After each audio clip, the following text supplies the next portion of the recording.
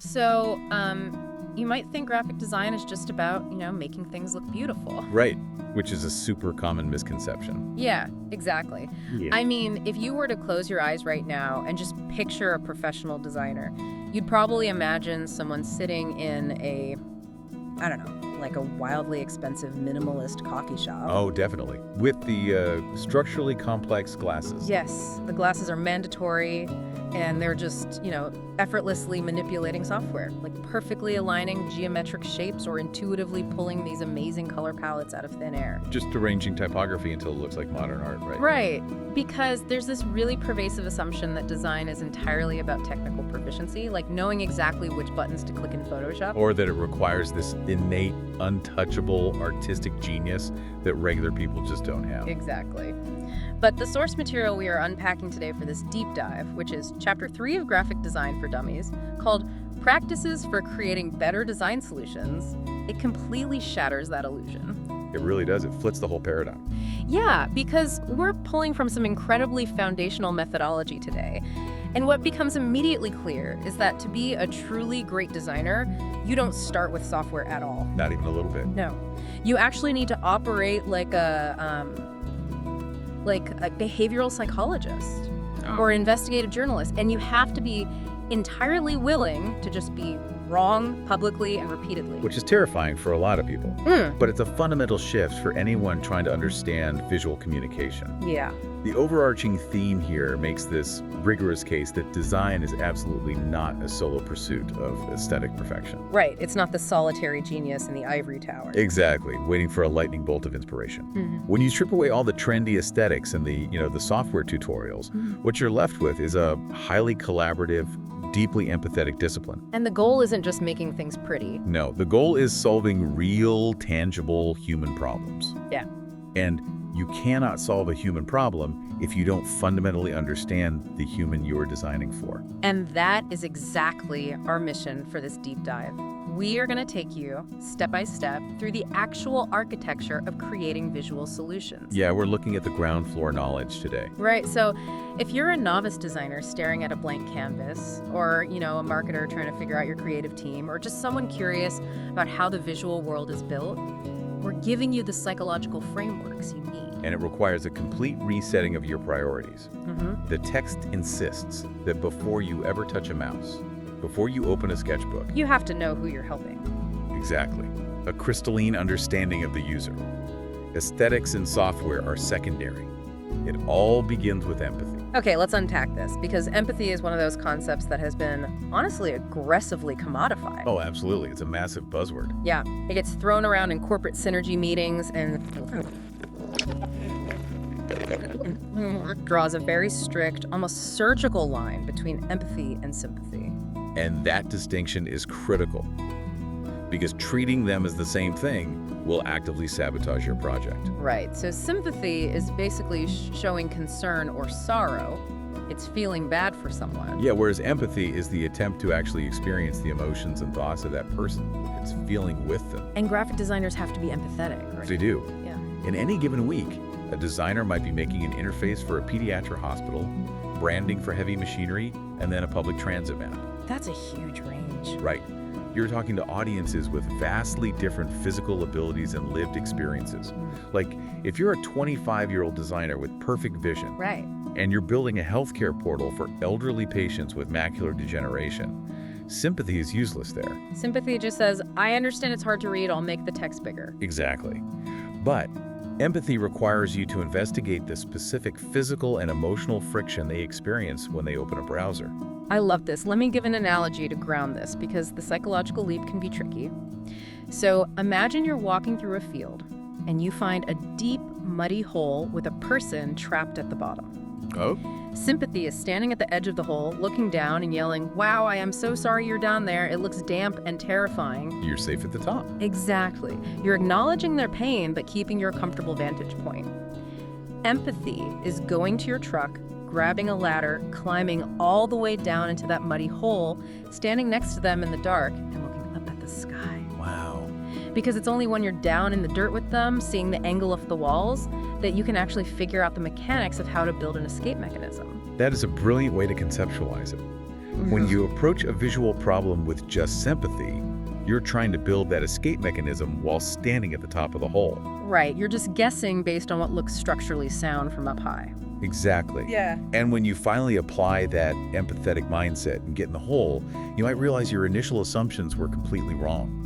Like maybe the soil is too loose for a ladder. Right. Maybe they need a rope or steps carved into the clay. A designer relying solely on aesthetics misses those realities. No, but how do you actually do that? The material provides some really practical steps to build this empathetic muscle, right? It's not a mystical aura. No, it's a discipline, a daily practice. And the very first step is active listening. Which sounds super basic until you try it. Oh, it's incredibly difficult. Right. It's arguably the hardest professional skill to master right now. It means no cell phones on the table. Out the phone away. Seriously, no open laptops. You have to eliminate the ambient distractions. And it involves physical cues, too. Sustained eye contact, deliberate nodding. You're physically signaling, I am a safe space for your reality. It's the difference between actually absorbing information and just like waiting for your turn to speak. And if you aren't sure what the user is feeling, you can't just guess. You have to ask open-ended questions. Right, you don't ask, are you frustrated by this interface? Because they'll just say yes. Exactly, and you learn nothing. You'd have to ask, can you walk me through what happens when you try to use this? You have to get obsessed with the mundane details of their life. And to expand on that, the author heavily advocates for cultural immersion. You can't just listen to the people immediately around you. You have to pop the bubble. Right.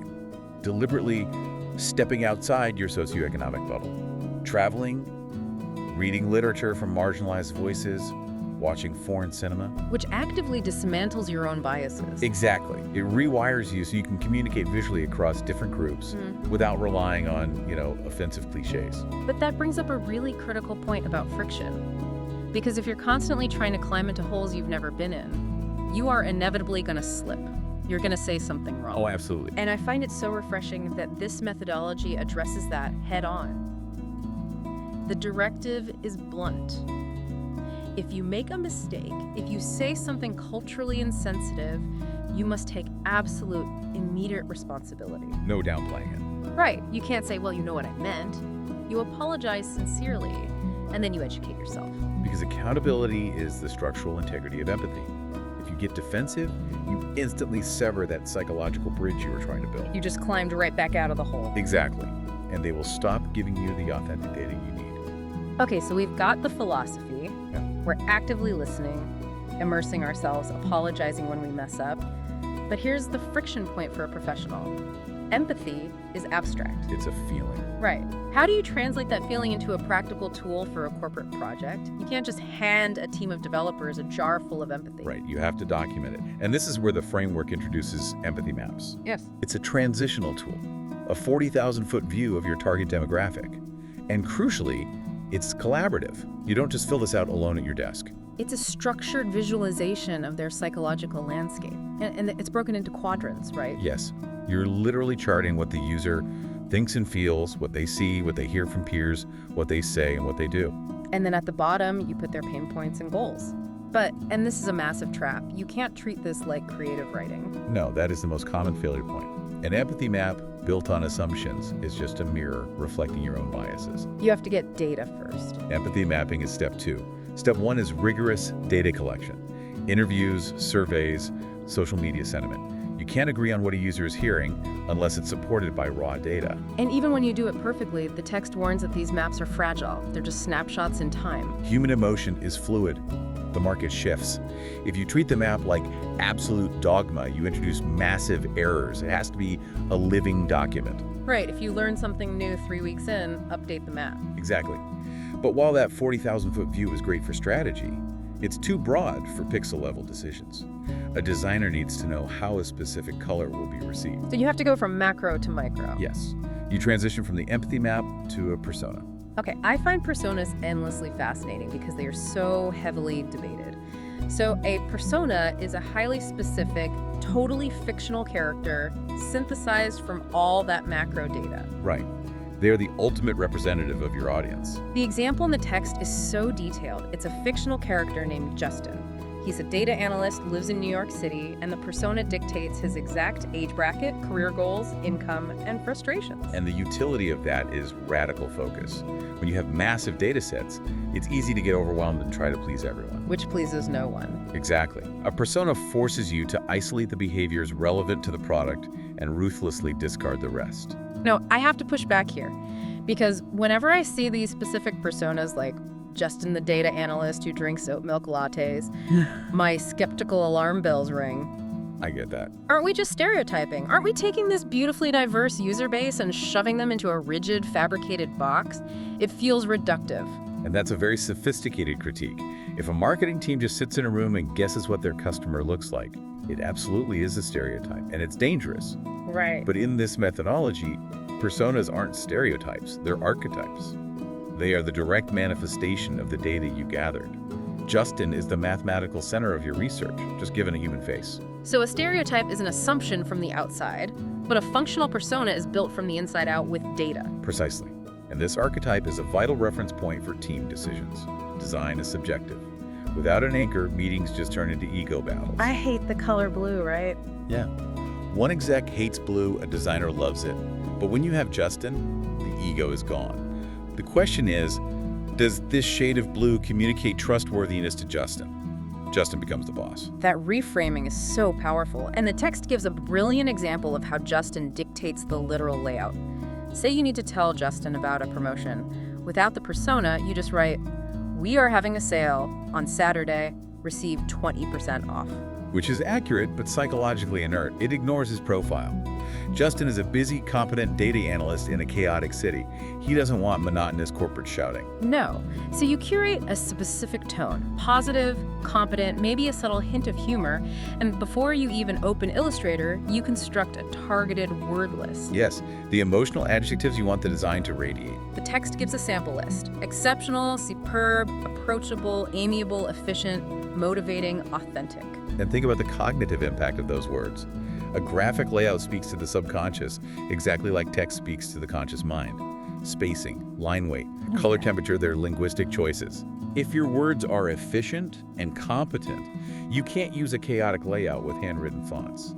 Efficiency means rigid grids, negative space, and legible geometric typography. But if the word is amiable, that rigid grid feels too cold, so you soften it with rounded corners or warmer colors. Exactly, it's a balancing act. But this raises a terrifying practical question. We know Justin. We have our word list. How do we prove to the client that we know how to translate efficient into visual language before we spend 50 hours building a massive design system? Right, because if they hate it after a month of work, it's a disaster. Exactly. And the answer to this is the mood board. The mood board is your risk mitigation tool. It organizes the visual trajectory before heavy production. It's a curated collage of photos, colors, textures, and typography. And it can be physical, like foam core, or digital, like Illustrator, Canva, or Milanote. Yeah, it's a low-stakes deliverable. You aren't showing the finished cake, you're showing the ingredients. Do you agree with this flavor profile? Exactly. It secures psychological buy-in and acts as a visual contract with the client. And here's where it gets really interesting. The text highlights this amazing real-world application. The author was designing retail packaging for 8 to 10-year-old girls. Right. The lazy approach is to guess and use generic corporate pink and sparkly fonts. Sympathetic, not empathetic. Yes, but this designer actually had a 10-year-old daughter, so they used observation. They went into her bedroom and took photos of the actual objects she played with.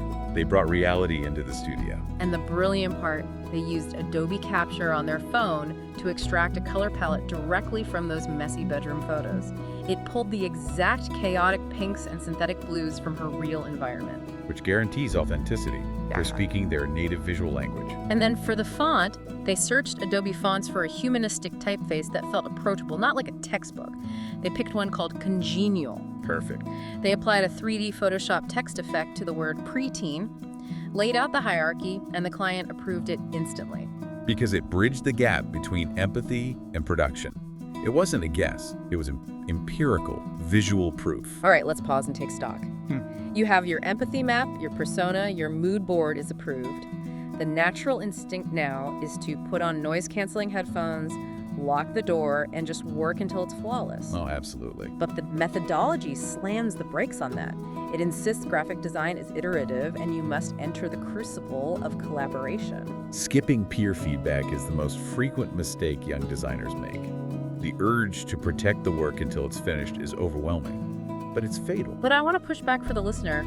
Putting half-finished, ugly drafts out there for experts to judge is terrifying. It triggers all the imposter syndrome. Exactly. Why not wait until it's perfect? Why invite criticism on obvious flaws you haven't fixed yet? Because if you wait until it's perfect, you aren't asking for feedback anymore. You're asking for validation. You're seeking a rubber stamp. Early collaboration is a generative process, not reductive. A peer can spot structural flaws you are totally blind to because you're too close to the canvas. The glass ceilings. Right. Feedback breaks through those established patterns you didn't know were suffocating the work. But you can't just ask anyone. You need good communicators with relevant skills. Which brings us to the mom problem. Yes. The author points out that you must avoid people whose only goal is to make you feel good, like their own mother. Right, the claptraps, stickers, and refrigerator magnets. Exactly. A mother will look at a broken layout and say, "Oh, honey, it's brilliant. It feels good, but it does zero to improve the design." You need peers with the professional courage to tell you your typography is a disaster. And how you ask them matters. You can't just say, "Can I get your reaction to this?" No, that's way too broad. It invites subjective criticisms. You have to ask targeted questions. What do you think of this color palette? Or can I get your reaction to my typographic hierarchy? It constrains the critique. Right, making it highly actionable. And there's that unwritten rule from grad school. When someone asks for help, you stop and give it. Build a network and return the favor. Reciprocity. Absolutely. But peer feedback is only half the validation. You have to go to the source of the target audience to validate your ideas.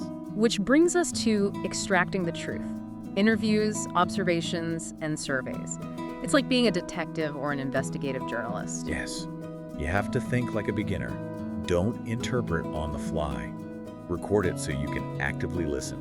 And the questions. You don't ask, "Would you?" Because humans are terrible at predicting their behavior. The fitness app trap. Yes. If you ask, "Would you use an app that wakes you up at 5 a.m. to run?" I'll say yes because of my ego, but I'll actually hit snooze until 7:30. Right, so you ask, when was the last time you woke up early to exercise? It forces them to recall a historical fact. And you ask why repeatedly to dig deep. But the most crucial rule, and this is so hard, do not mention your design solution. It's non-negotiable. The second you introduce your idea, you contaminate the data. The goal is to learn, not get confirmation. You aren't a salesperson. You're a detective looking for unvarnished truth, even if it contradicts your brilliant concept. And if you need quantitative data, you use surveys. But you have to define clear objectives first. Use clear question types, open-ended versus multiple choice, and test it first. Yes, and ask the most important questions first because of participation drop-off. Survey fatigue is real. Analyze it with Google Sheets or SPSS, and use charts to present it. All of this data gathering elevates design from surface decorating to actual problem solving. Okay, so you have all this data. You have to actually create the solution now. And this is where the author drops a massive truth bomb. You are going to make mistakes, and you must embrace them. The fear of doing something wrong leads to paralysis by analysis. Design is not math. It's not A plus B equals C. No, it's based on human perception, which totally defies logic. So what does this all mean? The text gives this amazing visual metaphor of the Glendalough Gateway in Ireland. It's a medieval stone archway. Right, and the exact order the rough stones were laid isn't important. The mortar was messy, the scaffolding was ugly. But when the scaffolding is removed, the archway stands the test of time. The mistakes during construction don't matter if the final structure holds its own weight. It's so freeing. The messy, imperfect steps don't matter. If you aren't making mistakes, you're playing it too safe. No one has immaculate concepts just rain down upon them. Exactly. The richness of the exploration matters more than the rightness of the steps. Mistakes are data points. But here is the tug of war. If the process defies logic, but we have real-world constraints like deadlines, how do you balance the madness with the method? By understanding creative thinking versus logical thinking. Okay, so creative thinking is an additive process, generating big, bad, funny, impractical options, no judgment. Right, volume matters most. And then logical thinking is a subtractive, selective process. removing options that don't meet constraints like cost or time to find the best solution. And the workflow is: start purely creative when the project launches. Zero judgment. Then switch to logical thinking to narrow it down. Using only one leads to uninspired work or the inability to decide. This relates to daily life so much. How often do we try to edit our ideas while we are coming up with them? It causes total cognitive gridlock. It's so liberating to consciously separate the wild brainstorming phase from the harsh reality check phase. This raises an important question, though. How do we learn from this? You have to reflect on the timeline. Did you quote enough time? Were your assumptions right? Did you listen to feedback? You compare results with other designers to hack your process for next time. It prevents burnout and helps novice designers accurately quote future projects. So let's recap this massive journey through Chapter 3. We started with deep empathy over software skills. We mapped that empathy into personas like Justin and mood boards using real-world colors. We braved the terror of honest peer collaboration, avoiding the mom problem. We interviewed users like detectives, gathering unvarnished truth. And finally, we used both wild creativity and strict logic to build a design that stands strong, mistakes and all. It's a profound methodology. And the author makes it abundantly clear that great design relies entirely on human empathy, navigating lived experiences, and the willingness to make and learn from genuine human mistakes. Right.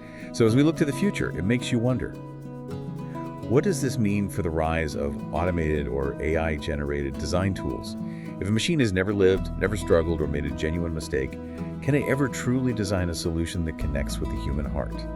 Oh, wow. Something to think about the next time you see an algorithm promise to do your design work for you. That is an incredible thought to leave on. Thank you so much for joining us on this deep dive. We really encourage you to take these frameworks, the empathy maps, the mood boards, the collaborative mindset into your next creative project. Until next time, keep exploring and don't be afraid to leave your ugly scaffolding up.